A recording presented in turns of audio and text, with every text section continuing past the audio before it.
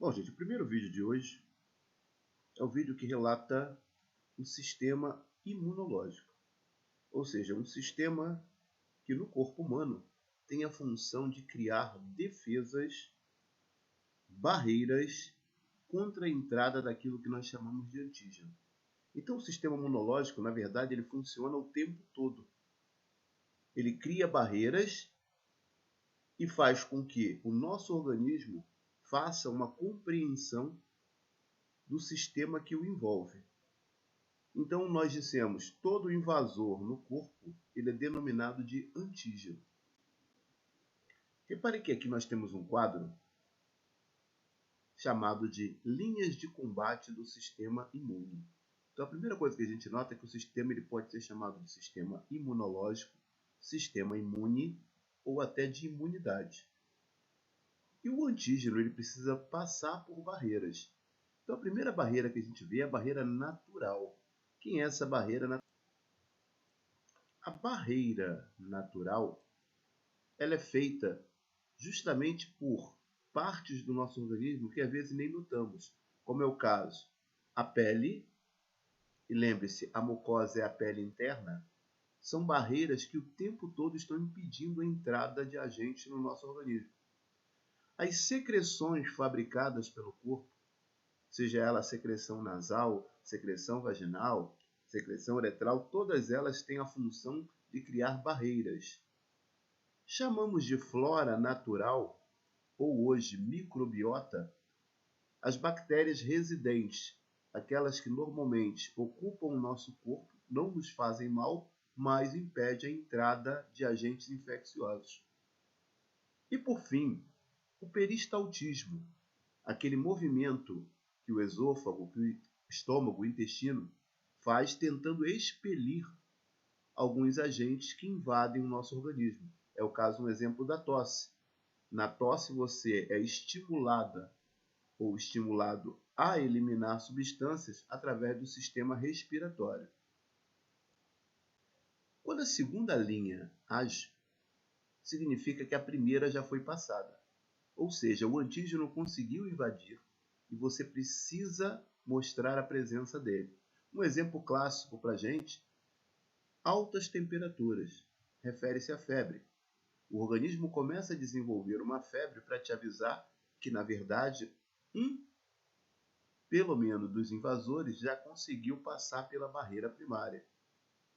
Nesse caso, eu posso reagir contra agentes a gente lembra, é um vírus, uma bactéria, um fungo, ou até por substâncias que eles produziram ou que não pertencem ao nosso organismo. O exemplo de um envenenamento, uma substância antimicrobiana como um antibiótico, tudo isso o nosso organismo rejeita e tenta eliminar.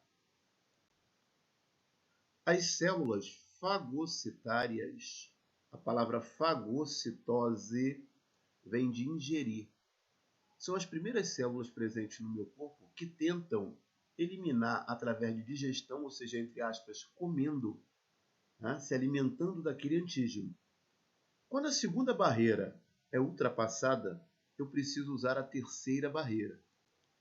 A terceira barreira já me diz que eu preciso desenvolver anticorpos. E falar em anticorpos, falar em defesa final, significa criar memória, ter a capacidade de desenvolver células que não só vão proteger você agora, mas como dali para frente. A gente chama de resposta secundária. O desenho aqui mostra o que é uma fagocitose. São as células do nosso corpo ingerindo aquele invasor. Então, esse processo de ingerir e eliminar se chama fagocitar. É uma fagocitose. Logo, o sistema que pode ser chamado de imunológico, imune ou imunitário realiza um combate individualizado, ou seja, para cada agente há um anticorpo diferente, contra cada tipo de invasor, que a gente já sabe se é um antígeno. Os responsáveis por esses combates são células especiais denominadas de linfócitos e plasmócitos. Essas células são produzidas pela medula óssea e também nos órgãos linfáticos, além de outras partes do corpo. Então, o desenho aqui mostra que no nosso corpo nós temos diversas áreas que têm função de trabalhar essas células chamadas linfócitos. São chamados de órgãos linfóides. Porém, a produção ocorre sempre a nível de medula óssea. A medula óssea é uma estrutura presente no interior do osso que tem uma função denominada de hematopoiese, ou seja, a capacidade de produzir células para o sangue. Esse quadro é um quadro que fala sobre a medula óssea. Então, no interior da medula óssea, nós temos um tecido que tem a função de hematocitopoiético, ou seja, a capacidade de produzir células para o sangue. As células produzidas na medula óssea, elas são consideradas células-tronco, ou seja, células que podem se modificar, se diferenciar em diversos tipos diferentes de células. Reparem pela linha, nós temos aqui uma linha que nos leva a várias células, como hemácias, plaquetas, eosinófilos, todas essas são células do sangue. Porém, o monócito é uma célula que a gente vai ver que ele tem uma função especial. Que função é essa? O monócito é um tipo de glóbulo branco que se diferencia em macrófago. Lembra que macrófago, macro, grande, fagos, comer. Então, quando os nossos tecidos são invadidos por antígeno, esses monócitos, que até então moram dentro da corrente sanguínea, eles conseguem sair da corrente por um processo chamado diapedese e do lado de fora eles ingerem o agente que está me contaminando. Isso é uma linha primária de defesa feita por essas células chamadas macrófagos. Por outro lado, nós temos uma linha, e essa linha leva à formação das células linfóides. Então, por que célula-mãe? Porque as células linfóides elas podem se diferenciar em dois tipos de linfócitos. O linfócito T e o linfócito B. O linfócito B é um linfócito com capacidade de desenvolver memória. Nós vamos ver num filme mais à frente como é que funciona essa situação.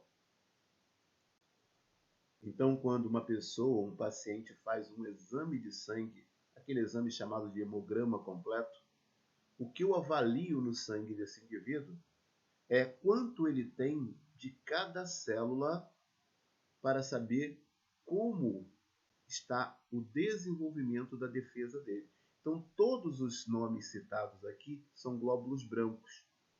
Porém, a gente viu tem dois em especial. O monócito, que vai se diferenciar em macrófago, e aquele especial que desenvolve memória, que a gente viu, são sempre os linfócitos. Essa é a linha especial de defesa do nosso organismo. O slide aqui mostra de uma forma rápida como funciona essa linha de defesa. Em amarelo aqui, nós temos uma bactéria. Nesse caso, essa bactéria é o antígeno, é o invasor no meu corpo.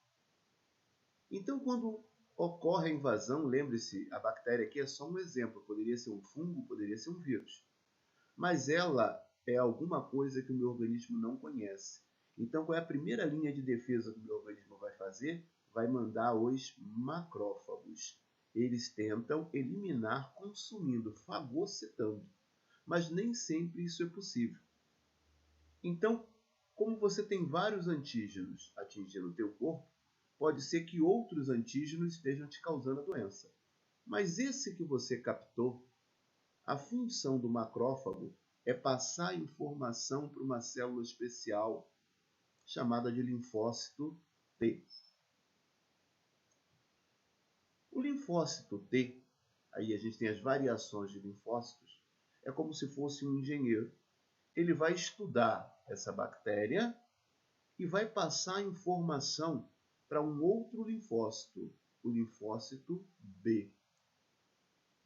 O linfócito B é como se fosse um mestre de obra, vamos dizer assim, capaz de desenvolver o que o linfócito T estudou.